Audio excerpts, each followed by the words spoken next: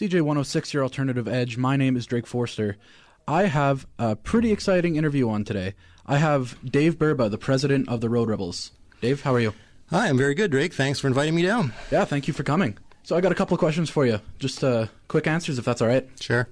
So, for the people who don't know, who are the Road Rebels? What do they really do for Brandon as an organization? Well, we're a local car club. We started 20 years ago. This is our 20th anniversary of this year.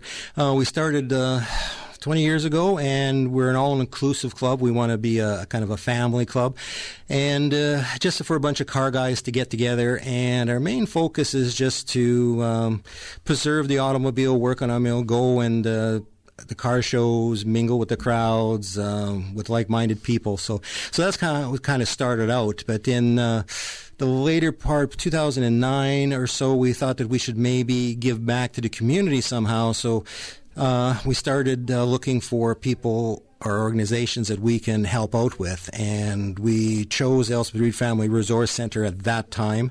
And then since that period of time, we've been raising money for their facility here in Brandon. All their money is kept local here, and they have no government funding or anything, so we figured that was a really good place for us to put our time in. And probably since that time we started, we've probably given them $70,000 to $80,000 already. So, and then from there we kept on going, and then in the last 2 years or so, we have a couple members who have Parkinson's, and during one of our breakfast meetings, we started talking about, and there was really no support for any of the Parkinson's people around Brandon or Western Manitoba. So we figured, maybe we should do something with it.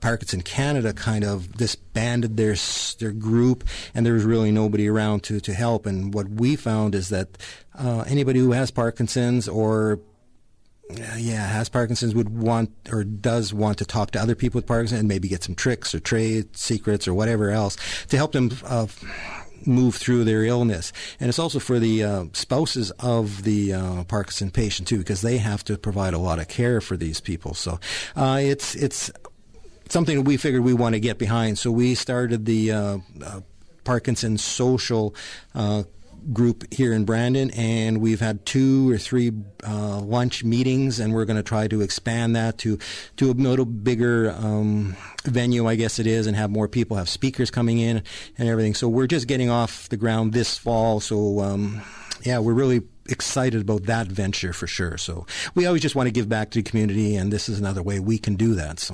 So the Parkinson's, that organization, that's fairly new for you guys? Very new, yeah. Like we started talking about it in the spring to midsummer, and then we said in the fall, once the car stuff started winding down, we were going to start picking this up for sure. So Norm and Val Porsche are the ones who are really spearheading this whole organization. So it's something that we want to get more visibility for, let more people know that they can contact us for information, support, and that kind of stuff.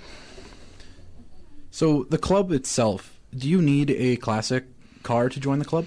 No, our club is very accepting of anybody. You just have to like vehicles, cars, motorcycles, anything like that. As long as you like that stuff and want to preserve those type of vehicles, it doesn't really matter. Some of our members don't have cars. Some members have cars that have been building for the last 20 years. They're still not built.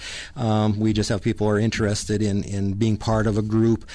During COVID, we were doing all the runs around to the hospitals, personal care homes, and everything like that. One of our members came up and said, "Thank goodness you guys were doing this, because I would have gone stir crazy, because we didn't really have to follow the COVID rules because we were in our vehicles." So we still did lots of driving through rural Manitoba to the personal care homes, hospitals in Neepawa, Carberry, Minnedosa.